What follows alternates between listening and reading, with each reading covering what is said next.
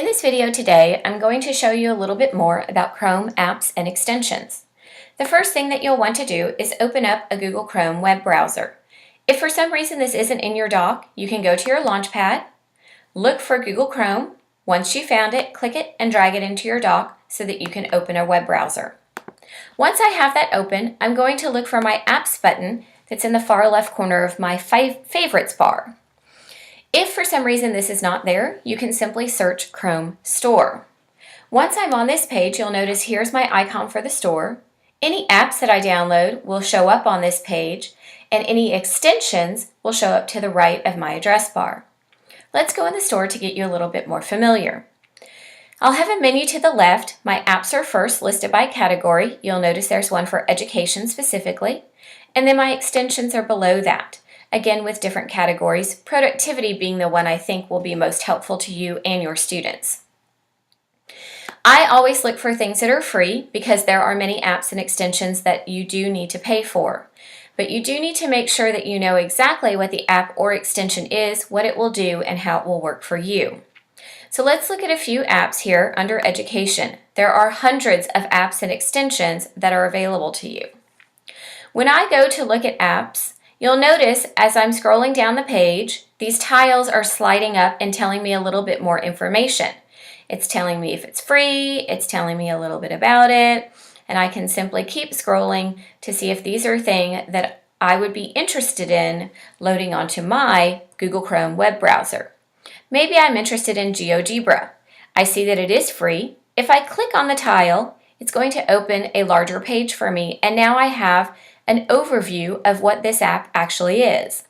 I can scroll down and read these things and it will tell me more about it. There's various pictures that'll say these are the types of images you'll receive.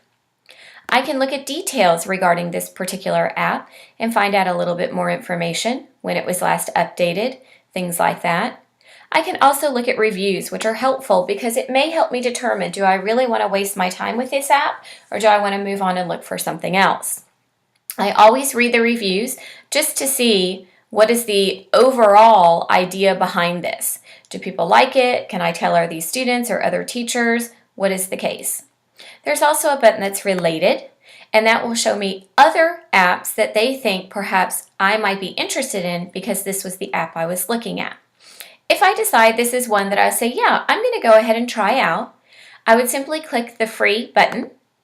It's going to check to see if I have it or don't have it. If I don't, it's going to say add. When I click on add, it's going to take me back to my apps page, and now it's right here. If for some reason I decide I'm not interested in that app after all, I can simply do a right click on the app and it opens up a little menu, and I can say remove from Chrome.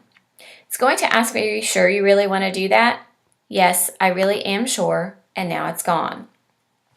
Several of the apps that I've already chosen are generic apps and not specific to any content area. One is Today in History, which obviously is going to tell us about past events that happened on today's date. Another thing I really like about this particular app is that it also has a link to current news articles that were published on that particular date. Screener is another screen capturing tool that I could use for the flipped classroom, much like I'm using this QuickTime video right now. Typing Test simply tests my typing skills, and I thought that was kind of fun. Newsela is one of my favorite apps that I have put in here. It's a great newspaper database that builds reading through relevant non-fiction articles over subjects like science, money, art. There's various Lexile levels, so you can target your particular students where they are with their reading. And I really like that they also capture high-interest articles for your truly struggling readers. So those are a few of the apps that I have, and back in the store, you can simply search through the hundreds of other available apps to you to see what types you might like.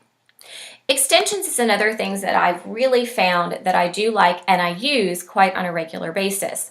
It's going to work the same way when I'm in extensions. There are hundreds to choose from of various categories, and as I scroll down the page, you'll notice that the tiles slide to tell me a little bit more about it.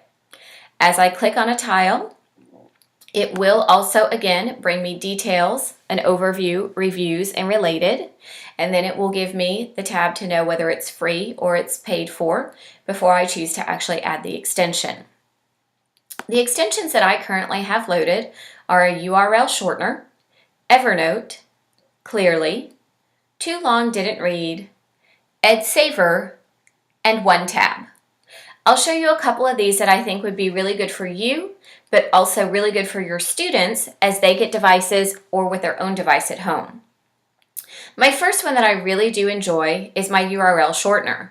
You may be familiar with bit.ly.com or tinyurl. This one works with goo.gl, but the really nice thing is I don't have to go to an outside site to shorten my URL. Let's say that this is the page I'm working on, and this is the website I would like to shorten to send to someone else to put in a document for my students, whatever the case may be. I'm working on this web page, I'm in the middle of my lesson planning, and I don't want to go to an outside page. So I simply click on my URL extension. Right here is my shortened URL. I can highlight it, copy and paste it, put it wherever I need to put it. I can also generate a QR code right here. And the really nice thing is I can click on my QR code and drag it out to any document that I may currently be working in. So I've never left the web page I was on that I wanted to send to my students or to someone else, a colleague. I was right there and used my extension without ever having to open a second page. I also really like Evernote. One of the Evernotes is something that I use regularly to take notes on. I'll occasionally clip things to Evernote. You'll notice here it opened a little article, it opened a menu for me to the right. I can clip the entire article, the full page, or just a screenshot, depending on what I'm looking for, and it's going to save it back to my Evernote account where I can refer back to it later. Another extension I have, and this one I really do think will be beneficial to your students, is called Clearly. And what it does is if I have this page here that I'm looking at, I'll just refresh it to make sure everything's good with it. I have lots of distracting things on this page.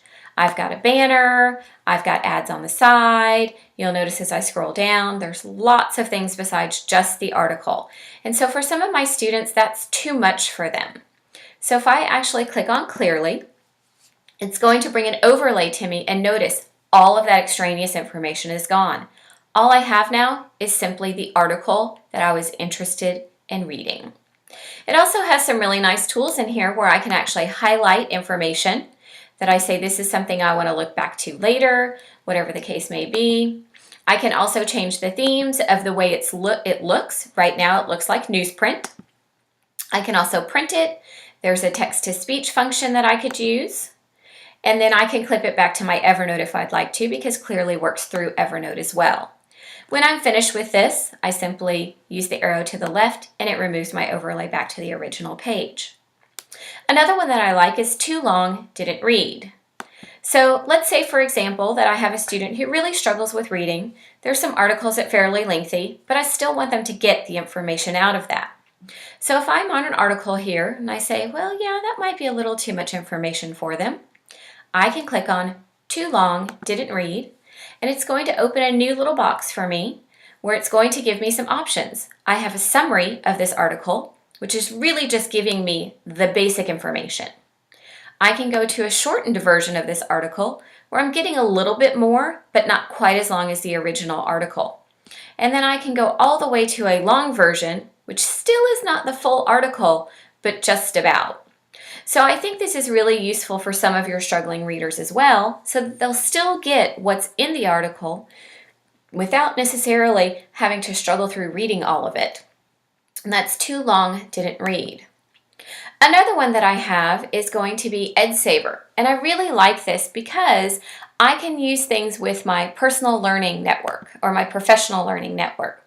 So if I click on my EdSaver, it's going to open where I can share this. This right here happens to be my Edmodo, and it will link it to my library, which then I can share with my PLN or my PLC. So instead of, again, me having to copy a URL, put it in my favorites bar, go out to a separate page, I can simply go to EdSaver, add it to my library, and I know that it's in my Edmodo account. Another extension that I do like, which some of you may find useful, especially if you're very organized, is OneTab.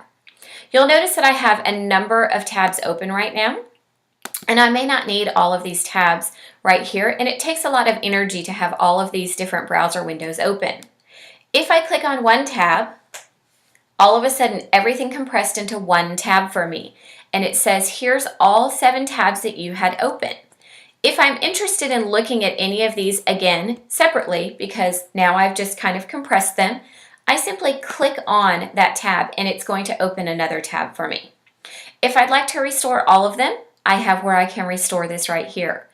If I feel that this is something I'm working on where I have a list of websites that are going to be useful to a student because they're doing some research and I'm sort of guiding them along, almost like a pathfinder, I can share this as a web page. I can import or export these URLs. I can do a number of things with this one tab, again, rather than copying and pasting every single one of those web addresses out to an outside document. So these productivity tools I feel are going to be beneficial to you, I think to you and your students. And again, they're all located under the Apps button on your Favorites bar when you're in a Chrome browser. So I hope you'll take some time to go and look at the App Store to see what you can find as far as apps and extensions go that you feel will benefit you and your student in the next coming months during the school year. Please feel free to let me know if you have any questions. I hope this video was insightful for you. Thanks so much.